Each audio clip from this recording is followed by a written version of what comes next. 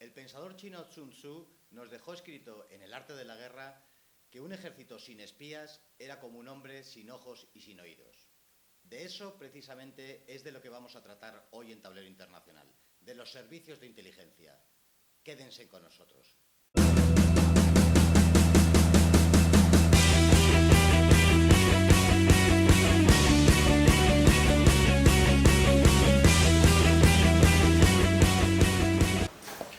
Sean todos bienvenidos a una nueva entrega de Tablero Internacional. Hoy contamos con nosotros con el coronel Camacho, un especialista en varias cuestiones, pero sobre todo en cuestiones relativas a la inteligencia militar, a los servicios de inteligencia, porque precisamente de eso es de lo que vamos a tratar hoy, de los servicios de inteligencia. Sea bienvenido, coronel, un placer estar contigo. Oye, muchas gracias por tu invitación, Carlos, y nada, pues estupendo. Pues vamos a entrar en materia sin mayor dilación. Planeando esta entrevista, no sé ni cómo comenzar, pero quizá la mejor manera sea aclarando a nuestros oyentes que España, no sé si coincides, no tiene ningún plan, ninguna idea de política exterior, y eso se manifiesta en la cuestión de la inteligencia militar. Lo digo porque la inteligencia militar, si no sabe a qué atenerse y a qué defender, se encuentra un poco perdida a veces. Bueno, yo emplearía más que inteligencia militar, sencillamente inteligencia, porque como sabes en España, pues aunque hay evidentemente una inteligencia militar, la que predomina como asesoramiento del gobierno en la toma de decisiones es lo que conocemos como el Centro Nacional de Inteligencia, que abarca un poco, llamemos, la amenaza, la estrategia, el plan de defensa. Entonces, recientemente se hizo público en la prensa que el Plan de Seguridad Nacional, por ejemplo, había quedado totalmente inhábil precisamente por el ataque de Rusia a Ucrania, donde en ese plan de estrategia nacional, pues a Rusia no se la mencionaba nada. Entonces, bueno, pues eso evidentemente deja de manifiesto lo que tú estás insinuando, es decir, no es que haya un programa de estrategia, que sí que lo hay por parte de los servicios, lo que yo detecto más bien que el gobierno no tiene consolidada una política exterior firme y por lo tanto no tiene un plan estratégico digamos, útil para los intereses nacionales. Entonces, bueno, no sé si sabes que hace 2 años antes de llegar a la presidencia del gobierno, el presidente Sánchez decía que el ministerio que más le sobraba era el Ministerio de Defensa. Entonces, claro, con esa idea, pues difícilmente se puede articular desde el Consejo de Ministros una cuestión coherente. Entonces, yo creo que en este aspecto España tiene un doble problema. La carencia de ese plan y después, aparte de la carencia de ese plan, el que no hay voluntad, o al menos manifiesta necesidad de tenerlo. Es decir, España es un país que tiene una posición geoestratégica privilegiada en el mundo y sin embargo parece ser que el tema de defensa nacional bajo mi punto de vista no está tratado adecuadamente. O sea, hay una especie, llámalo de incompetencia, de ignorancia, de frivolidad, utiliza lo que quieras, por parte de la decisión política. Y evidentemente en el mundo internacional lo que tú no defiendes de tu nación, nadie te lo va a defender. Redundando en esta cuestión, yo creo que los servicios de inteligencia españoles son buenos, y yo creo que cabría aquí la frase de que qué buen vasallo si tuviera buen señor, y redundando en esta idea de que, la frivolidad, hablabas de que no hay interés, pero se podría ahondar un poco más e intentar dar una explicación de por qué no queremos, ya no solamente que no tengamos una política exterior, sino que no queremos tener una política exterior. Bueno, porque yo creo que hay la idea entre la clase política de que España militarmente es un país auxiliar, o un país satélite, o un país subordinado a los intereses de otro. Entonces estás viendo en las misiones en el exterior, pues bueno, pues que pocas cosas se nos ha perdido directamente en el Líbano y en Lituania, y a lo mejor sí tenemos más intereses en el Sáhara o en el norte de África, ¿no? Entonces, yo creo que existe esa idea de que al ser España un país auxiliar, pues nuestra defensa nos la van a dar otros. En este caso, nuestra pertenencia a la OTAN en el plano militar o nuestra pertenencia a la Unión Europea en el plano económico. Entonces yo pienso que ese es el núcleo de la cuestión. Pero yo considero, bajo mi punto de vista, que independientemente que seas una potencia de primer orden, de segundo, de tercero, hay una cosa que no se puede delegar o esperar que otros te arreglen, y es la defensa nacional, la defensa de tu territorio. Porque además tenemos el ejemplo de que el territorio que ocupa España pues es ambicionado de una o de otra manera por otras potencias, y entonces España debe evidentemente dotarse de los elementos de defensa necesarios. No corresponde que el cuarto país de la Unión Europea, por ejemplo, dedique a defensa la misma proporción de Producto Interno Bruto que Luxemburgo. Es un contrasentido. Absolutamente. Indudablemente vamos a tocar la OTAN, vamos a tocar la Unión Europea, la cuestión del norte de África, pero para zanjar esta cuestión, España podría ser perfectamente, así nos hablan muchos expertos al respecto de esta cuestión, que España podría ser una potencia media perfectamente. ¿No? Bueno, podría serlo, evidentemente. O sea, lo que le pasa a España para ser una gran potencia, que no lo puede ser, porque no tiene el armamento nuclear. Es decir, hoy no hay ninguna gran potencia que no tenga armamento nuclear. Todas las grandes potencias tienen armamento nuclear. Las superpotencias como China, como Estados Unidos, pues tienen armamento nuclear, o como Rusia, pero ya a unos niveles ya de miles de cabezas nucleares, ¿no?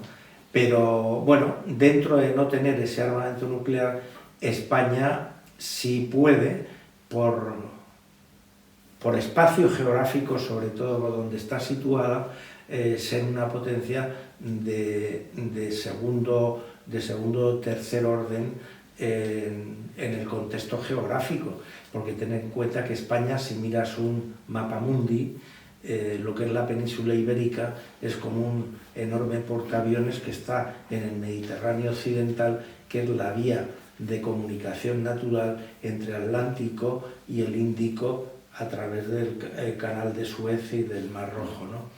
Entonces, bueno, la postura de España es ese portaaviones anclado entre Atlántico y Mediterráneo, al sur de Europa y al norte de África, con una posición estratégica de primer orden, ¿no? Como yo soy muy anárquico y no llevo un guión realmente, llevo algunas ideas y te conozco y sabía lo que te iba a preguntar, pero me gusta también ir improvisando. Hablas de la libertad que concede la posesión de esas armas nucleares, que son las armas de disuasión definitiva. Aquí hubo un proyecto de desarrollarse la energía nuclear, bien para fines pacíficos, bien para fines militares, pero hubo fortísimas injerencias, francesas sobre todo, que nos impidieron desarrollarnos nuclearmente. Bueno, yo creo que las presiones fueron más bien de Estados Unidos que de Francia. Francia siempre acompañando, evidentemente, porque Francia es la potencia regional y Estados Unidos es la global. Entonces, a veces los Estados Unidos delegan en Francia, pero en definitiva en perjuicio de España. Entonces sí, efectivamente hubo un proyecto en la última época de Franco, cuando era presidente del gobierno Carrero Blanco, de dotar a España de armamento nuclear, que lo tenía, quiero decir, la capacidad científica y material para hacerlo, Y esto no le gustaba nada a Estados Unidos. No le gustaba nada a Estados Unidos y tiene una explicación. La explicación es en qué situación se vivía en aquel entonces. Estamos hablando en la primera parte de la década de los 70, o sea, sobre el año 70, 72, 73. Entonces, en esa época, la península ibérica era un riesgo estratégico para los Estados Unidos. ¿Por qué? Porque en Portugal había tenido lugar la revolución de los claveles y porque todos los análisis de inteligencia denotaban que Franco, que era el otro jefe de Estado de la península ibérica, estaba en sus últimos meses o años de vida. Y entonces, bueno, pues para el análisis norteamericano, la inestabilidad de la península ibérica era un factor de riesgo. De ahí viene por qué los Estados Unidos en ese momento apuestan decididamente por Hassan II, que es el sultán de Marruecos, porque es la baza más segura. ¿Por qué es la baza más segura? Bueno, porque no estaba sometido ni a algún vaivén ideológico, ni tampoco se preveía su desaparición en un próximo futuro. Bien es cierto que Hassan II internamente tenía una situación de inestabilidad, como señaló el intento de golpe de Estado del año 72 del Palacio Esquira, donde murieron alrededor de 100 diplomáticos acreditados en Rabat, y al año siguiente el intento de golpe de Estado del general Ufkir. Dos golpes de Estado que fracasan, pero que dan sensación al gobierno norteamericano que la situación del sultán en Marruecos es internamente débil. Y por eso aparece el tema del Sáhara, en donde, propiciando una entrada de Marruecos en el Sáhara, se buscaba una misión de carácter nacional de expansión que hiciera olvidar los problemas internos de integración social que había en Marruecos. Ahí un poco la razón de esta situación. Y entonces, como digo, en España había para los Estados Unidos una situación que no se sabía por dónde iba a derivar, y eso hizo que los Estados Unidos vieran con mucha aprehensión el que España podía tener un armamento nuclear, porque podía convertirse España en un factor de riesgo. Y si es un factor de riesgo, más vale tener un ejército convencional que un señor que pueda apretar un botón y lanzar una bomba atómica. Y entonces ese fue, yo creo, la razón de pararse ese proyecto atómico desde el punto de vista militar. Vamos a entrar, ya tenemos unos socios, entramos en la Unión Europea, entramos en la OTAN. En la Unión Europea hemos perdido una soberanía económica y con la entrada en la OTAN una soberanía militar. ¿Fue un error? ¿Habría que replantearse el estar dentro de la OTAN o imponer unos criterios propios que manifestasen que tenemos soberanía? Yo creo que la entrada en la OTAN no fue un error. Yo creo que la entrada en la OTAN, debido a la situación de cómo está España como potencia, que es lo que hemos hablado hasta hace poco tiempo, y cómo está el ejército español y el deseo de defensa, indudablemente la OTAN supone un paraguas de protección importante. Ahora bien, la entrada se hizo mal. ¿Por qué se hizo mal? Pues porque España no negoció todos los territorios españoles. Entonces, en el primer momento, España no negoció que entrar en la OTAN suponía que bajo ese paraguas entrara Ceuta, Melilla y Canarias, que quedaron fuera. Después, posteriormente, se negoció y ya Canarias entró dentro del espacio OTAN, no así Ceuta y Melilla, que eran plazas de soberanía muchos años antes, y con muchos años antes quiero decir cientos de años antes en el caso de Melilla, y 100 años y pico antes en el caso de Ceuta, de que se entronizara en Marruecos la dinastía alauita, que es la que está en el trono. Y entonces, bueno, lo que adoleció la postura española al entrar en la OTAN, primero, fue no conseguir ese paraguas para todos los territorios, y después, en los años sucesivos, los sucesivos gobiernos de PP y PSOE tampoco han negociado, quitando el aspecto este que te he dicho de Canarias, que sí se negoció, el aspecto de proteger estas plazas de soberanía, que son la verdadera frontera sur de la Unión Europea. Es decir, porque lo que no puede España es, bajo un punto de vista lógico, ya no te digo estratégico, sino lógico, renunciar a la soberanía de dos plazas que tiene desde hace cientos de años y mucho antes de que exista el Marruecos moderno como tal, y sin embargo no haga ningún planteamiento a la existencia de la última colonia europea en territorio español, que es Gibraltar, y que además pertenece a un aliado de la OTAN. Es decir, somos, ya lo decía Valle Inclán en sus esperpentos, o sea, en España tenemos un aliado en OTAN, que es Gran Bretaña, que tiene la última colonia europea, la tiene en suelo español. O sea que realmente el grado de abandono diplomático sobre los temas de seguridad en España, vamos, son flagrantes. No hay que ser un especialista en relaciones internacionales para verlo, ¿no? Te quería preguntar si nuestros socios son fiables, por dos cuestiones. En la cuestión del estrecho han apostado Francia, Reino Unido, Estados Unidos en favor de Marruecos en detrimento español. Y por otra parte, que comentaras luego aquellos casos que salieron en la prensa de espionaje, que nos espían a nosotros, espían a Alemania, que es normal, pero que también les han pillado y hay que asumir esa culpa. ¿Son fiables? Vamos a ver, como decía Lord Acton, refiriéndose a Gran Bretaña no tiene amigos ni enemigos permanentes, sino tiene intereses permanentes que defender. Bien, entonces, a partir de esa base y bajo un punto de vista racional, nuestros aliados son fiables, depende de la circunstancia. Es decir, lo que no se puede esperar por parte de Estados Unidos ni de Gran Bretaña es una fiabilidad al 100% en toda situación, porque son países eminentemente pragmáticos en el desarrollo de sus relaciones internacionales y en la defensa de sus intereses.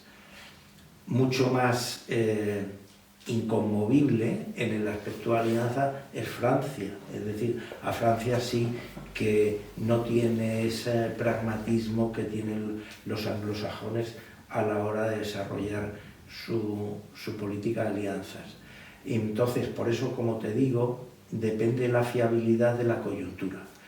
La coyuntura actual, que tú hablas del apoyo a Marruecos en detrimento de España, claro, se ha producido, pero hay que ponerse en contexto y preguntarse por qué se ha producido. Entonces, se ha producido porque, bajo mi punto de vista, en España hay ahora mismo un gobierno que está en coalición con un partido comunista, aunque se bautice de otra manera, y en tiempo de Zapatero, que es cuando se inicia este distanciamiento, hay unas veleidades tercermundistas que no se compadecen en nada con los objetivos de nuestra alianza, sobre todo de la OTAN. Entonces, España, al decir ahora que Estados Unidos, Gran Bretaña, están beneficiando a Marruecos, lo cual es cierto, hay también que preguntarse por qué se está produciendo esta situación.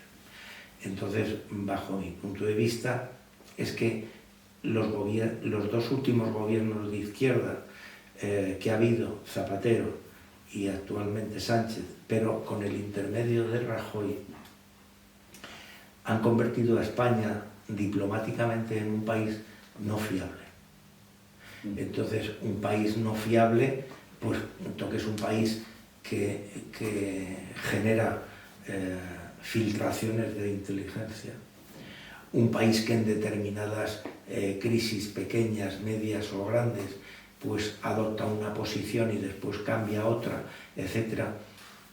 Entonces hace en definitiva que sea poco fiable. Entonces, en relaciones internacionales, y tú eres un experto en ello también, lo peor que un país puede generar de cara a sus aliados es la incertidumbre.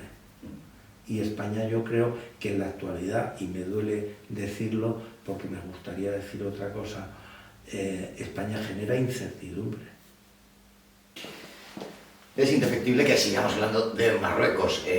Marruecos tiene una ansia ya nada escondido para conquistar Ceuta, Melilla y Canarias. Tenemos un problema de aguas territoriales con ellos, unas aguas territoriales que esconden una zona importantísima de tierras raras, y es el único país, lógicamente, con el que a medio plazo pudiéramos tener una guerra, no se espera con otro país. En este panorama existen lobbies políticos, lobbies mediáticos, la cuestión de la Casa Real, que han ido apoyando a Marruecos, y hemos hablado de esto en algunas otras ocasiones, y me parece muy importante que hablásemos de esto. ¿Cómo se ha llegado a este punto en donde existen lobbies que apoyan abiertamente a Marruecos y la gente todavía ni se ha enterado?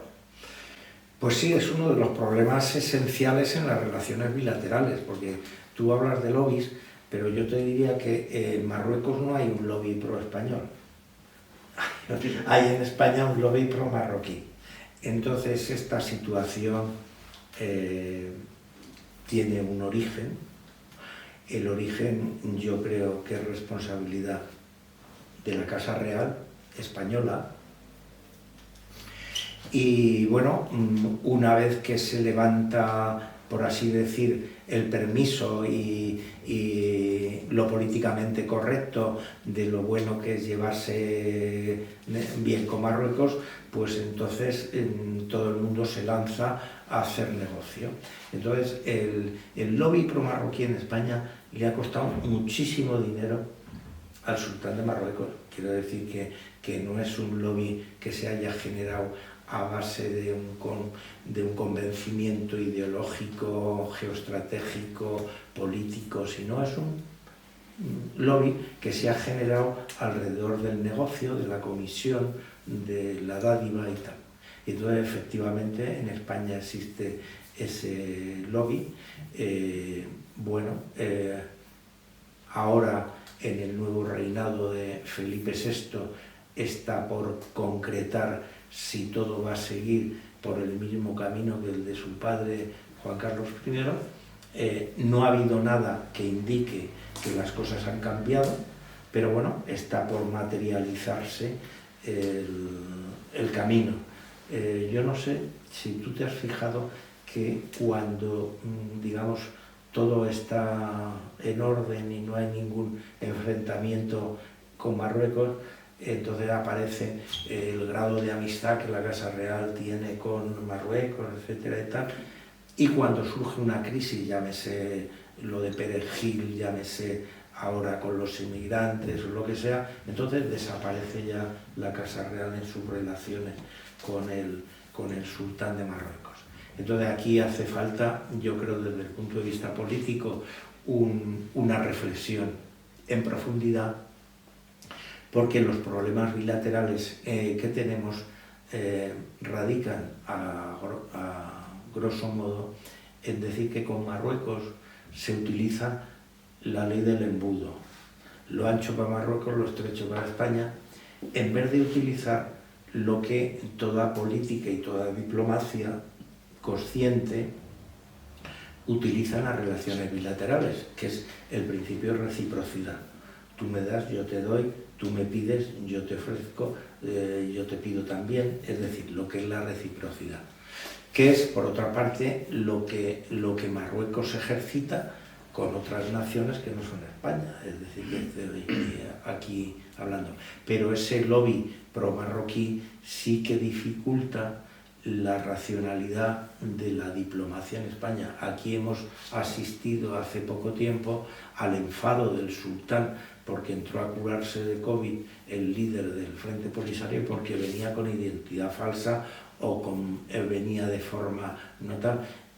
Y el sultán de Marruecos, que nos está mandando miles de tíos sin documentar todos los días por Melilla, ¿qué pasa? Eso al gobierno español no le... Pero es que ni siquiera a nivel declarativo le ponen al sultán delante de esa contradicción. Sí. Sabemos que, por ejemplo, el vasallaje que sufrimos con Marruecos nos lleva a cosas como que tradicionalmente nuestro presidente del gobierno el primer viaje es a Marruecos.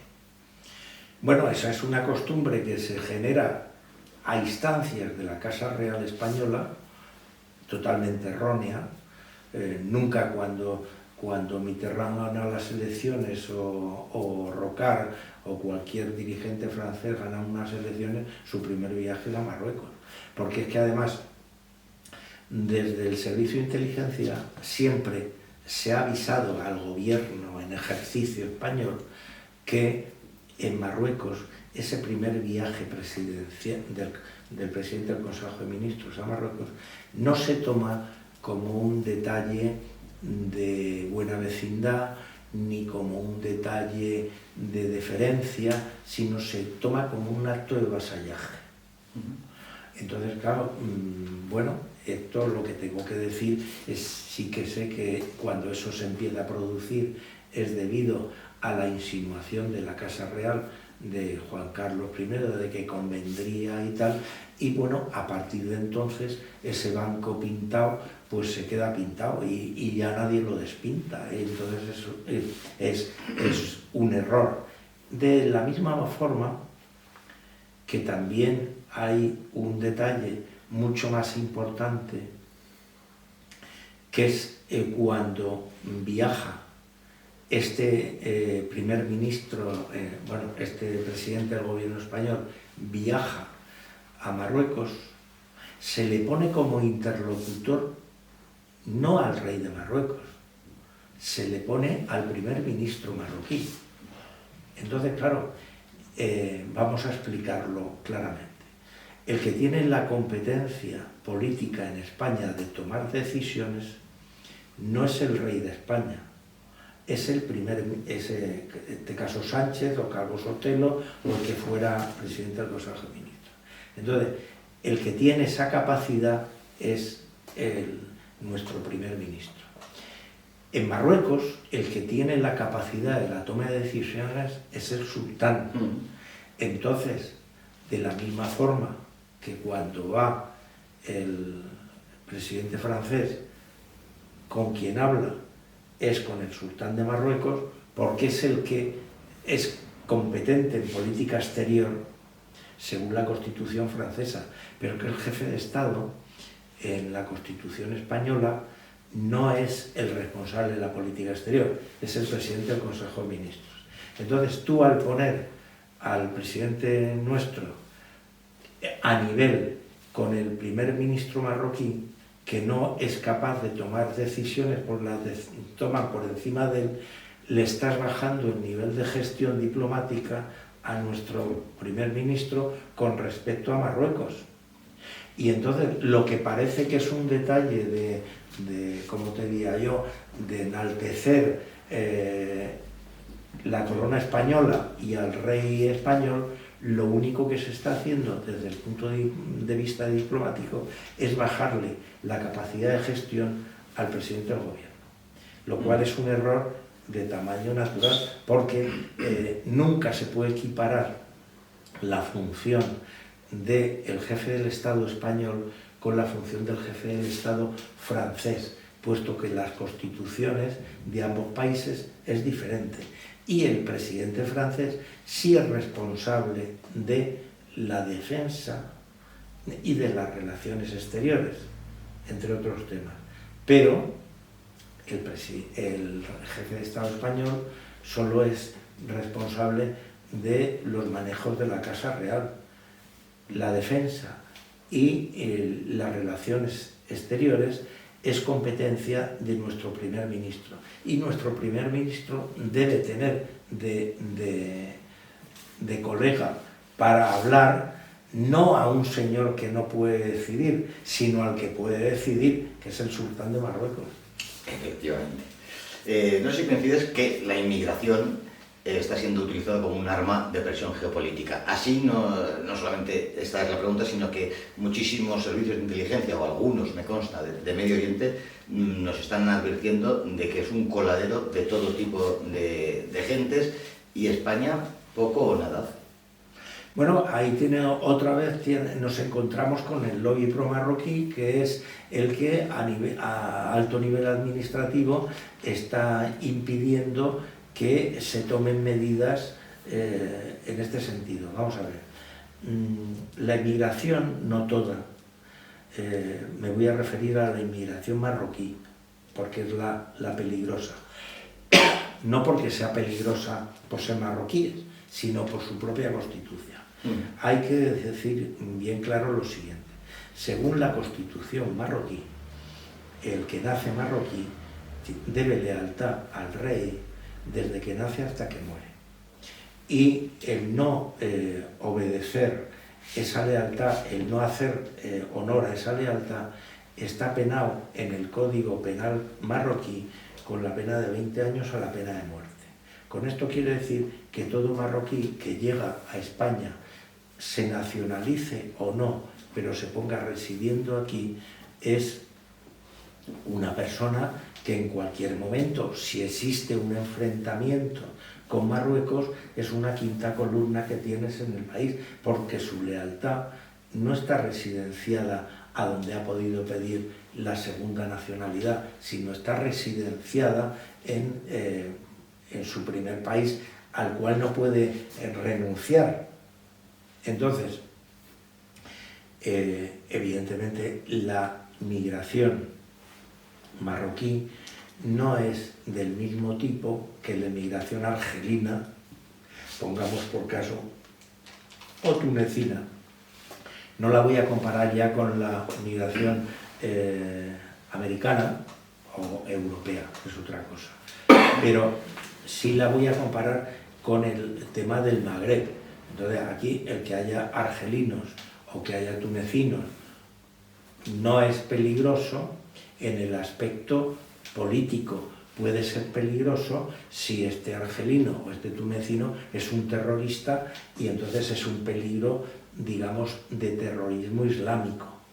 Pero es que en el caso marroquí, aparte del peligro de terrorismo islámico, porque también hay terroristas islámicos pertenecientes a Marruecos, está el peligro político de este lugar que te he mencionado antes, de dónde está su lealtad al país. Y en caso de enfrentamiento, evidentemente, España no tiene puntos de fricción político, de momento, al menos, con Argelia ni con Túnez, ni siquiera con Libia, y sin embargo sí tiene puntos de fricción, como tú has mencionado antes, con Marruecos, con Ceuta, Melilla, aguas territoriales, y sobre todo porque Marruecos se encuentra en España una facilidad tremenda de, cuando tiene un problema interno, las cosas no le marchan bien en el Sáhara, de desviar el foco al tema español, porque sabe que no va a encontrar una respuesta diplomática adecuada. Avanzando en estas cuestiones de los servicios de inteligencia, me encuentro con que hay políticos, medios de comunicación, lobbies, grupos de presión que apoyan a Francia, a Reino Unido, hemos visto a Marruecos, a Israel. ¿Alguien defiende a España aquí? Bueno, teóricamente todos cobran de ella. Entonces, lo que pasa es que parece ser, y en esto te doy la razón, tu pregunta tiene bastante mala idea, y entonces, bueno, yo te doy la razón de formularla, porque a veces parece que esos intereses españoles se colocan en segundo término para defender otros intereses que tú has mencionado.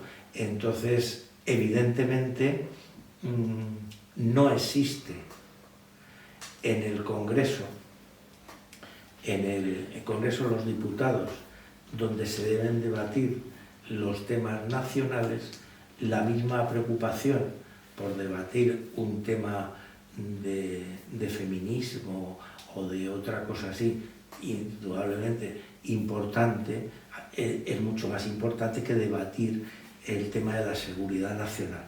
Yo que recuerde, no recuerdo todavía, un pleno que se haya dedicado a debatir la seguridad nacional de España, en donde ahí se deberían los partidos ante los ciudadanos definir qué es lo que están defendiendo, qué es lo que están haciendo y tal. Entonces, retomando con el principio de la entrevista, que tú te formulabas una inquietud, esa falta de plasmar en el Congreso de los Diputados estos asuntos lleva a qué lleva, pues a que dentro del servicio de inteligencia exista la idea de que, bueno, ellos hacen su trabajo, pero que realmente su trabajo en el fondo no interesa mucho.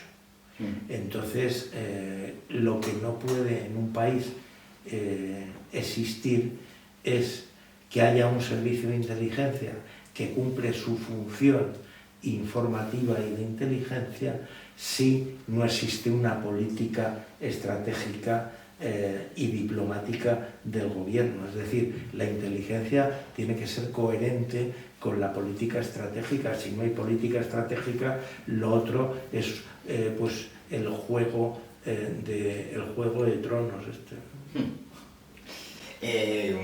Vamos, medio terminando, se ha confesado, y así lo has manifestado tú, que hay unos fuertes intereses explícitos por no prestar mucha atención a la defensa nacional. Me estaba recordando el servicio militar. Se quitó, en muchos países se está volviendo a reintroducir, y esto ha llevado a que, por ejemplo, allá hasta donde yo sé, la última consulta al respecto que he hecho, solamente el 16% de la población estaría dispuesta a defender el territorio nacional y a España. ¿Esto ha sido intencionado? ¿Esto ha sido que son tontos, son malos? ¿Cómo se ha llegado a este punto? Hombre, vamos a ver, no sé si fue una decisión de Aznar de frivolidad o de ignorancia o de falta de previsión a largo plazo. Entonces, lo que es cierto es que se venía haciendo con el servicio militar, si te acuerdas, se venía haciendo campaña electoral. Es decir, sí, había un proceso electoral, entonces vas a suponer que el servicio militar estaba en 15 meses y en las siguientes elecciones el que venía prometía 12. Y después en las siguientes el que venía prometía 9, hasta que llegó un momento que Aznar dijo, pues yo, que soy el más macho de todos, lo quito.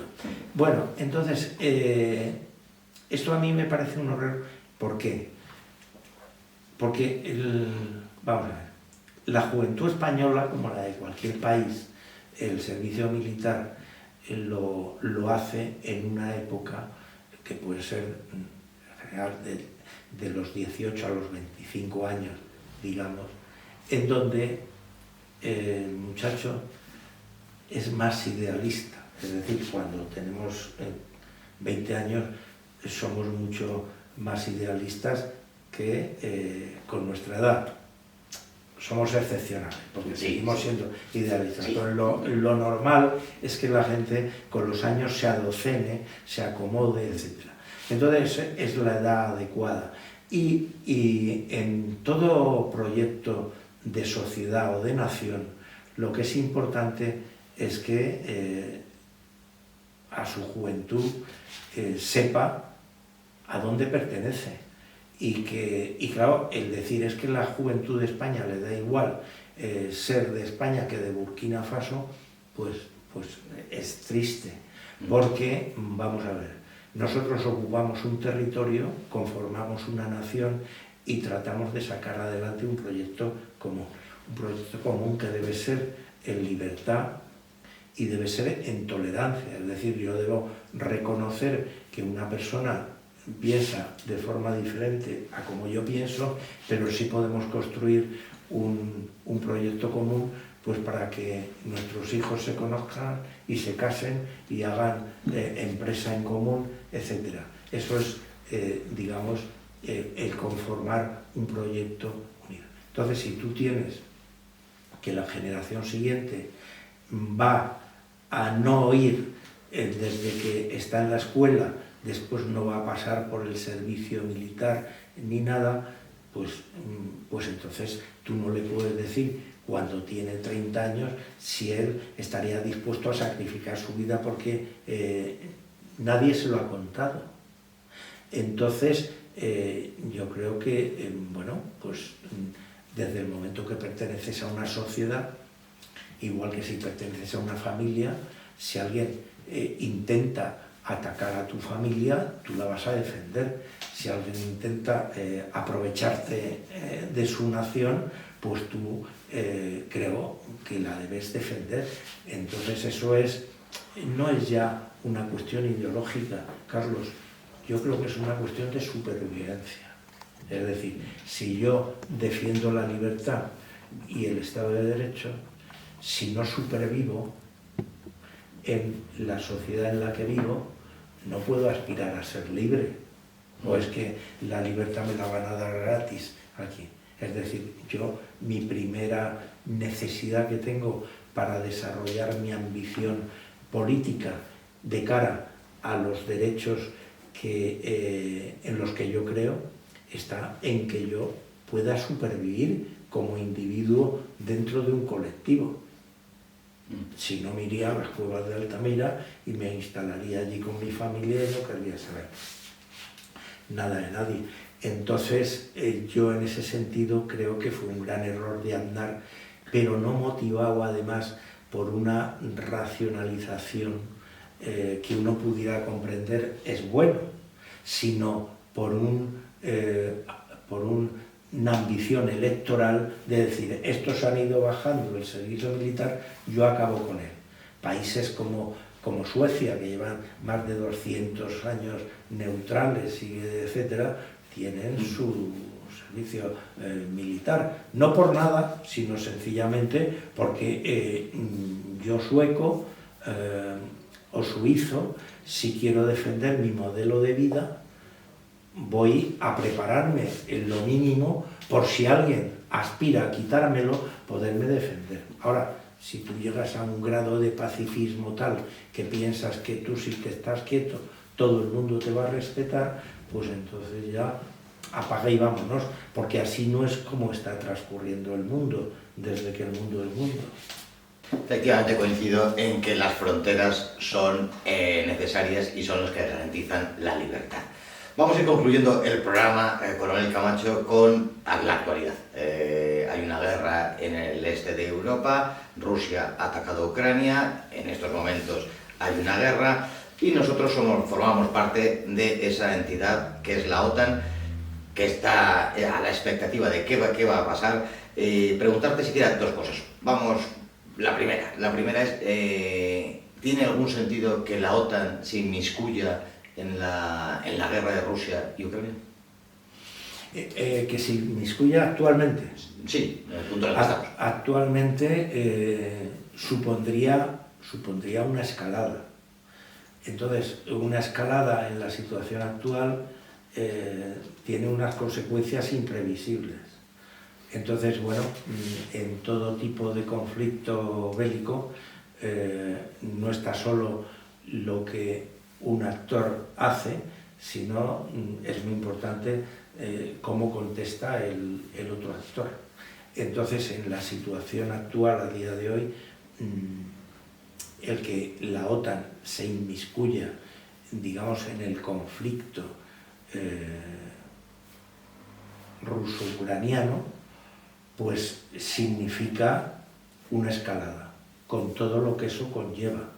Ahora, vamos a ver, la intervención de la OTAN puede ser variada, es decir, que puede haber una intervención militar, que sería la escalada a la que me estoy refiriendo, y puede también ser una intervención diplomática, lo cual como la OTAN es uno de los factores de la crisis existente, es decir, que si no hubiera habido OTAN, pues a lo mejor no se habría producido la crisis, no sé, pero es un factor que está ahí, pues indudablemente la OTAN sí puede intervenir en un aspecto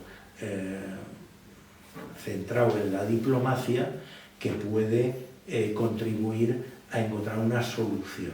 Porque lo que es evidente que tal como está, es evidente para mí, cuando estoy hablando es bajo mi punto de vista, lo que es evidente en esta situación es que, digamos, tal como está enconado el tema, una de dos, o se para rápidamente o va a haber una masacre, aunque no haya empleo de bombas atómicas ni nada, pero va a haber una masacre brutal y ya está habiendo un